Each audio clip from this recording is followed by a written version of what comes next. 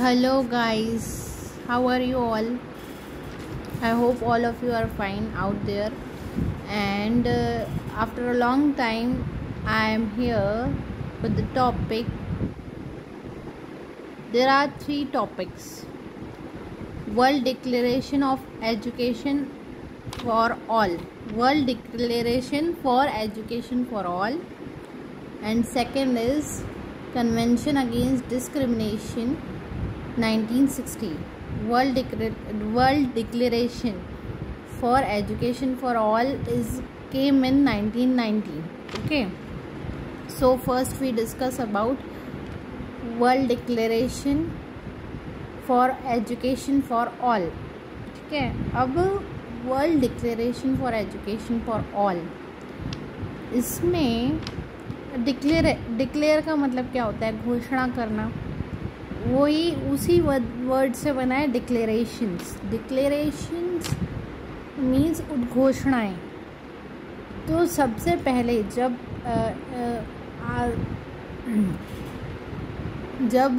कुछ भी नहीं था, मतलब बहुत हौच पौच थी, कोई अवेयरनेस नहीं थी किसी भी चीज़ को लेकर के, तब क्या हुआ?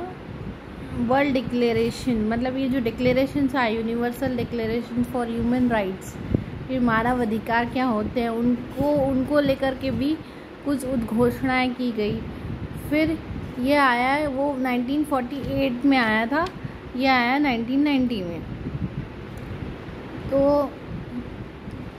अब ये जो है, इसमें एजुकेशन की सबको शिक्षा दी जाए, ऐसा ये पूरी दुनिया में कहा गया। फिर अब इसमें ये क्या है, वर्ल्ड लिखा है सामने, तो अपन समझ सकते हैं कि ये वर्ल्ड के लिए ही है। ठीक है, पूरे दुनिया के लिए है। अब इसमें क्या क्या है? एक ही आर्टिकल है इसमें आर्टिकल में कि हर एक बच्चा, अडल्ट, हर एक युवा अवस्था, हर एक यंग चाइल्ड, सबको एजुकेशन मिले और सबको एजुकेशन के साथ साथ लर्निंग टूल्स भी मिले। मतलब जो भी अधिगम के लिए जो भी आवश्यक है, वो सब कुछ मिले। Every person, child, youth and adult shall be able to benefit from educational opportunities. उसको सभी को शिक्षा का अवसर मिले, opportunities designed to meet the basic learning needs. और ये उनको जो अधिगम में जो हमको जो मूलभूत जो आवश्यकताएं होती हैं अधिगम के लिए, वो सारी चीज़ें मिले। अब मूलभूत आवश्यकताओं में क्या आते हैं? लर्निंग, बेसिक लर्निंग नीड्स में क्या क्या, कौन कौन सी नीड्स आएंगी? टूल्स आएंगे कुछ। कैसे टूल्स? जिससे बच्चा अपने आप को एक्सप्रेस कर सके। ओरल टूल्स, मतलब मौखिक रूप से। फिर एक मिनट, ताकि ये क्योंकि हिस्ट्री है, इतिहास है ये पूरा, इसलिए मैं चाह रही हूँ कि कुछ छूटे ना, और पूरा फैक्ट्स बेस्ड है, तारीखें, ये सब चीज़ें, ईयर। तो उस वजह से मैं थोड़ा सा कॉपी का भी सपोर्ट ले रही हूँ यहाँ पे अपना। तो इसमें एसेंशियल टूल्स आ जाएंगे। लिटरेसी मतलब साक्षरता आएगी। न्यूमरेसी एंड प्रॉब्लम सॉल्विंग, मतलब बच्चे को कैसे, यदि लाइफ में आगे उलझन आए तो वो कैसे सुलझाए, उसको हमको ये समझाना है। और उसके लिए लर्निंग टूल्स प्रोवाइड करने हैं जो भी ज़रूरी हैं, नेसेसरी हैं। The basic learning content such as knowledge, skills, values, उसको कौशल देना है, उसको वो सारी अपनी जो मॉरल वैल्यूज़ होती हैं वो सिखाना है। एंड एटीट्यूड्स रिक्वायर्ड, जो भी एटीट्यूड्स होते हैं required by human beings to be able to live and work in dignity, कि ताकि वो एक बहुत अच्छी और बहुत खुददार लाइफ जी सके, बहुत खुददार तरीके से अपना जीवन जी सके। तो इसलिए ये 1990 में आया था और इसमें ये बात कही गई। क्या क्या इम्पोर्टेंट बात है? लर्निंग टूल्स में कौन कौन से हैं? Oral expression, numeracy and problem solving. फिर बेसिक लर्निंग कंटेंट में क्या क्या है? Knowledge, skills, values and attitudes. ठीक है, फिर ये आया और ये कैसे साइन हुआ, मतलब ये उद्घोषणा थी, एक पेपर था, पेपर के ऊपर साइन करना था। तो इसमें क्या हुआ,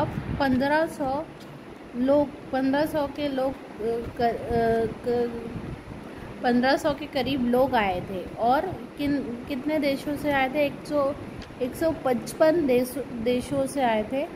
and 155 countries, representatives of 150 governmental, non governmental, intergovernmental organisation. और ये सभी सरकारी संस्थानें थी, गैर सरकारी संस्थानें थी, और जो सेमी गवर्नमेंटल जिसको बोलते हैं, ना सरकारी ना गैर सरकारी, met at the world conference on education for all. तो इनकी कॉन्फ्रेंस हुई थी इनकी, और कहाँ पे? थाईलैंड में, जोमेटिन करके एक सिटी है, JOMTIEN, वहाँ पे। Are called upon all countries. Thailand में सबको बुलाया गया था, 155 कंट्रीज़ को। और 155 कंट्रीज़ में से कितने लोग थे? 1500 लोग थे। और कौन कौन था? 150 तो सरकारी गैर सरकारी थे और बाकी दूसरे भी थे। तो ये यहाँ पे ये एजुकेशन फॉर ऑल अपना ख़त्म होता है, ओवर होता है। अब अपन स्टार्ट करते हैं कन्वेंशन अगेंस्ट डिस्क्रिमिनेशन 1960। अब कन्वेंशन अगेंस्ट डिस्क्रिमिनेशन मतलब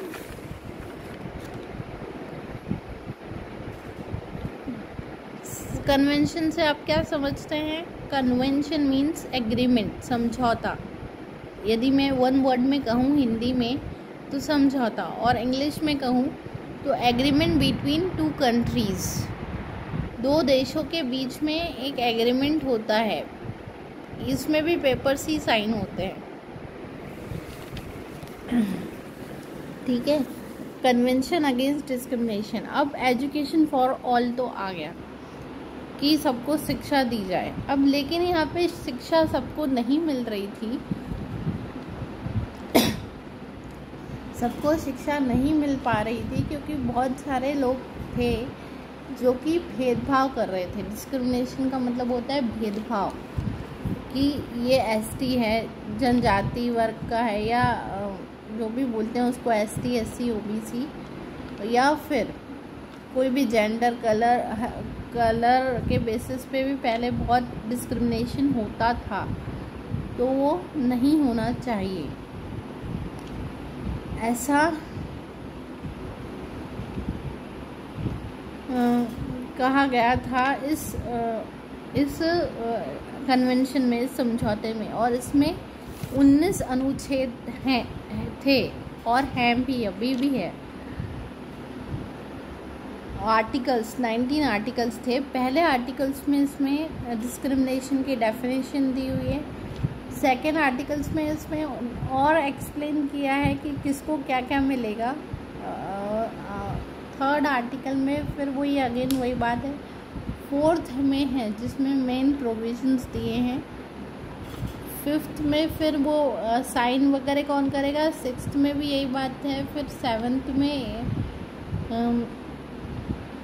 सेवन्थ में क्या है, सेवन्थ में भी उसी को थोड़ा और एक्सप्लेन किया है। फिर 8th आर्टिकल में आई थिंक है कि वो कितने महीने के लिए हुआ था, मतलब कितने महीने बाद उसका रिन्यूअल होता है, ऐसा कुछ। फिर 9th आर्टिकल में था कि जो reservation shall not be given, reservation नहीं दिए जाते थे तब। और फिर 10th आर्टिकल में लैंग्वेज के बारे में बात की गई है कि कितनी लैंग्वेजेस में है, तो ये 4 लैंग्वेजेस में है, रशिया, स्पेनिश, इंग्लिश, हिंदी, ऐसा कुछ है, 4 लैंग्वेजेस है।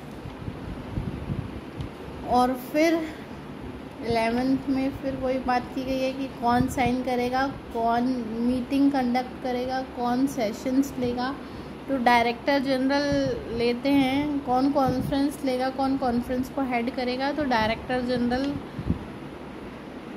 कॉन्फ्रेंस हेड करते हैं इसकी, ठीक है। फिर उसके बाद में अपन इसको अब डेफिनेशन वाइज देख लेते हैं कि इसमें की परिभाषा क्या है और ये कब हुआ था। आई थिंक 14 दिसंबर 1960 को हुआ था, और इसकी जो मीटिंग थी वो 14 दिसंबर 1960 को बना था। 22 मई 1962 को मतलब इम्प्लीमेंट होने के लिए वो पास हो गया था कि अब ये लागू हो सकता है कि किसी के बीच में डिस्क्रिमिनेशन नहीं होगा या नहीं होना चाहिए। और डिस्क्रिमिनेशन, भेदभाव, ये इम्पोर्टेंट बातों में भूली गई। भेदभाव से अपन और क्या पर्यायवाची यूज़ कर सकते हैं इसके लिए कि कोई भी लिमिटेशन, अपनी लिमिटेशन, प्रेफरेंस, डिस्टिंक्शन, इन सब को लेकर के डिस्क्रिमिनेशन नहीं होना चाहिए। यदि डिस्टिंक्शन है तो डिस्टिंक्शन तो हर इसमें है, हर इंसान, हर व्यक्ति में है, तो डिस्टिंक्शन नहीं करना चाहिए। किसी के प्रेफरेंस कुछ हो सकते हैं, किसी के कुछ और हो सकते हैं, तो अब आपको वो भी प्रेफरेंस पे भी ज़्यादा वो नहीं करना चाहिए। मतलब किसी की प्रेफरेंस कुछ और हो सकती है और किसी की और कोई हो सकती है, तो वो इसके आधार पे भी अपन डिस्क्रिमिनेशन नहीं कर सकते। Gender, disability, race, greed, caste, colour, इन किसी के भी बेस पे नहीं हो सकती है। और पहले 1960 में आई थिंक डिस्क्रिमिनेशन की डेफिनेशन में डिसेबिलिटी को इंक्लूड नहीं किया गया था, जो कि अब कर दिया गया है। अब डिसेबिलिटी को भी लेने लगे हैं। तो मेन अपन एजुकेशन में, क्योंकि ये इंक्लूसिव एजुकेशन का पार्ट है, तो यहाँ पर डिसेबिलिटी को तो लेना ही पड़ेगा। तो इंक्लूसिव एजुकेशन में डिसेबिलिटी के बेसिस पे भी आप डिस्क्रिमिनेट नहीं करोगे, जो कि अभी तक ख़त्म नहीं हुआ है। करते हैं, हर स्कूल में किया जाता है, हर टीचर के साथ किया जाता है, हर स्टूडेंट के साथ किया जाता है, तो नहीं कर सकते हैं। अब इसको डेफिनेशन वाइज अपन देख लेते हैं कि इसकी डेफिनेशन क्या होगी प्रॉपर, और कुछ थोड़ा सा मेन प्रोविजंस, जैसे कि मेन प्रोविजंस कुछ हैं कि प्राइमरी एजुकेशन जो है वो फ्री और कंपलसरी दी जाए सबको, और एज की भी बात की गई है 6 to 14 ईयर्स तक की, और डिसेबिलिटी के इसमें 6 to 18 ईयर्स है, जो अभी NEP 2020 में 3 to 18 ईयर्स हो गई है वो डायरेक्ट अभी, लेकिन इम्प्लीमेंट नहीं हुआ है। मतलब अभी तक वो गोल अचीव नहीं हुआ है। वो जो अचीवमेंट है वो 2030 का रखा है, लेकिन थोड़ा बहुत जो इम्प्लीमेंटेशन स्टार्ट होना था वो अप्रैल में होना था। आई थिंक वो हो चुका है NEP 2020 का, और हो भी जाना चाहिए थोड़ा बहुत, जितना हो सकता है गवर्नमेंट से उतना। अब अपन चलते हैं इसकी प्रॉपर बुकिश, मैं कहूँगी बुकिश लैंग्वेज में, यदि आपको देखना है, पढ़ना है, तो ये तो वैसे नेट पे भी अवेलेबल होंगे पूरे 19 आर्टिकल्स, लेकिन यदि याद रखने हैं तो कौन कौन से पॉइंट्स याद रखने हैं, ये मैं आपको थोड़ा सा ब्रीफली एक्सप्लेन कर देती हूँ कि उसको याद कैसे रखेंगे। Okay, wait a minute.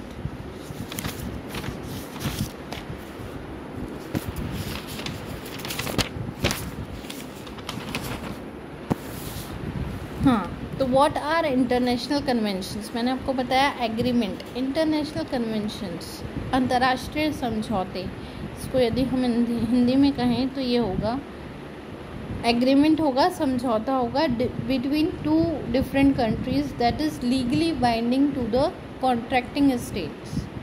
अब कंट्रीज़ अलग है, कंट्रीज़ के बीच में समझौता होगा, लेकिन कंट्रीज़ के अंदर जो स्टेट्स होते हैं उसमें स्टेट्स के बीच में वो लीगली बाइंड होंगे, ठीक है। मतलब कानूनी तौर पर स्टेट्स को मानना पड़ेगा। एग्जिस्टिंग इंटरनेशनल कन्वेंशंस कवर, अब जो उसमें क्या क्या आ जाते हैं, अंतर्राष्ट्रीय समझौते में क्या क्या चीज़ें आएंगी।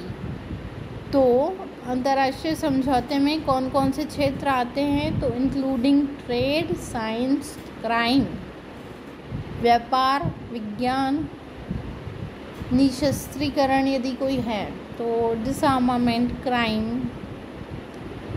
जो दंगे फसाद होते हैं वो, ट्रांसपोर्ट, यातायात के साधन, एंड ह्यूमन राइट्स और मानवाधिकार, ठीक है।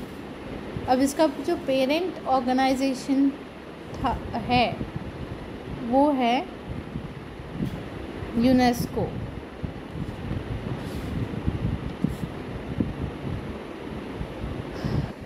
UNESCO,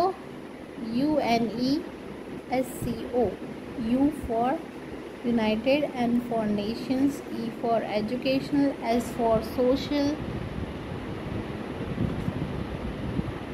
C for Cultural, O for